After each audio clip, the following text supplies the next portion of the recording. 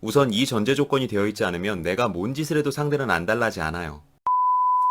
안녕하세요. 다소 하찮은 이야기 석구리입니다. 오늘은 생각보다 손쉽게 남자를 애타게 하는 방법 두 가지를 말씀드리겠습니다. 우선 이 방법들을 말씀드리기 전에 여러분께서 필수적으로 갖추고 있어야 할 전제 조건이 하나 있어요. 그게 뭐냐면 남자가 상대적으로 여러분을 가치 있게 생각하고 있어야 한다는 겁니다. 가치 있게 생각해야 한다는 건 쉽게 말해서 그 사람이 나를 좋아하는 감정까지는 아니어도 최소한 썸이나 썸도 안 된다면 적어도 호기심 이상의 이성적 호감 정도는 그쪽에서도 느끼고 있어야지 이런 공식들이 성립된다는 말이죠. 저도 개인 상담을 하다 보면 상대를 애타게 하는 법, 안달나게 하는 법, 미치게 하는 법, 아무튼 이런 식의 방법들을 물어보시는 분들이 굉장히 많거든요. 그런데 참 안타깝게도 어떤 분들은 아직 그 사람과 그닥 친한 사이도 아니고 또 어떤 분은 아직 그 사람과 말도 안 해봤고 심지어는 나란 사람의 존재 자체도 그쪽에서 인지하지 못하고 있는 상황인데 여기다 대고 다짜고짜 어떻게 해야 그 사람이 나한테 안달날 수 있는지를 물어보시는 분들이 꽤 계십니다. 단도직입적으로 말씀드려서 이런 상황에서는 우리가 뭔 짓을 해도 전혀 의미가 없어요. 일단 가장 상식적으로 그도 나에게 어느 정도 잘 보이려고 하는 포지션을 취하고 있어야 그때 노력을 해도 반응하고 밀당을 해도 먹히는 거지 나한테 아무 감정도 없는 사람에게 무슨 노력을 해봤자 달라지는 건 그 무엇도 없습니다. 그러니 우선 여러분이 가져야 할 첫 번째 전제 조건은 그 사람에게 나란 존재 자체가 가치가 있어야 한다는 거예요. 그렇다면 여러분이 이제 그 정도의 존재 가치를 가지고 있다는 가정하에 첫 번째로 들어가 볼게요.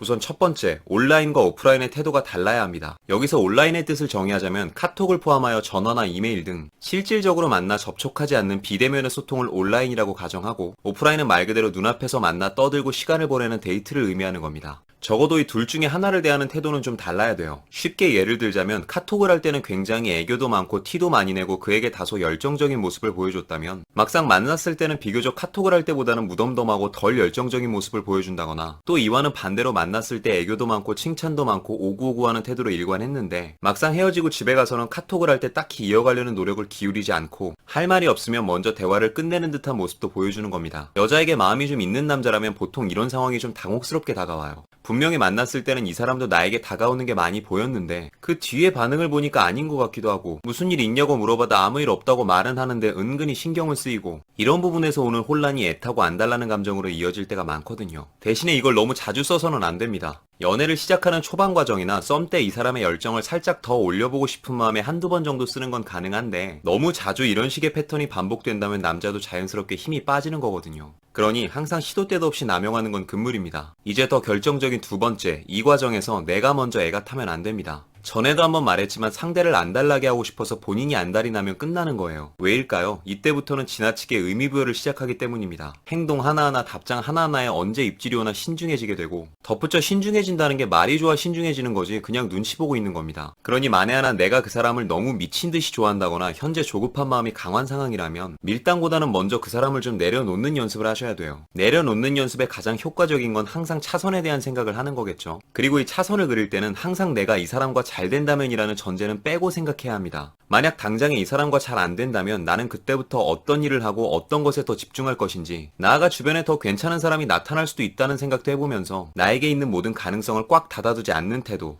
이것이 가장 효과적인 차선이자 굳이 그 사람 없이도 난 살 수 있다는 자존감의 시작이 되기도 하거든요. 밀당이라는 건 단순히 밀고 당기는 게 다가 아닙니다. 적어도 저 정도의 자존감과 차선책은 가지고 여유롭게 시도하는 거지 그에 대한 것이 전혀 준비되지 못한 상태에서 마음만 급해져 있다면 차라리 안 하는 게 맞아요. 그러다 잘못해서 영영 밀려나게 되면 다시 잡으러 쫓아가야 하는데 그 과정 자체가 굉장히 모냥 빠지고 웃겨집니다. 그렇기에 현재 너무 절박한 상황에 처해 계신 분들은 우선 그에 해당하는 내려놓기 연습을 충분히 하신 후에 시도해 보시길 추천드릴게요. 그럼 오늘은 여기까지. 오늘도 영상이 마음에 드시는 분들은 여기 있는 사진 한번 눌러주시고 구독과 좋아요, 알림 설정 부탁드릴게요. 아프지 말고 삽시다. 석구리였습니다.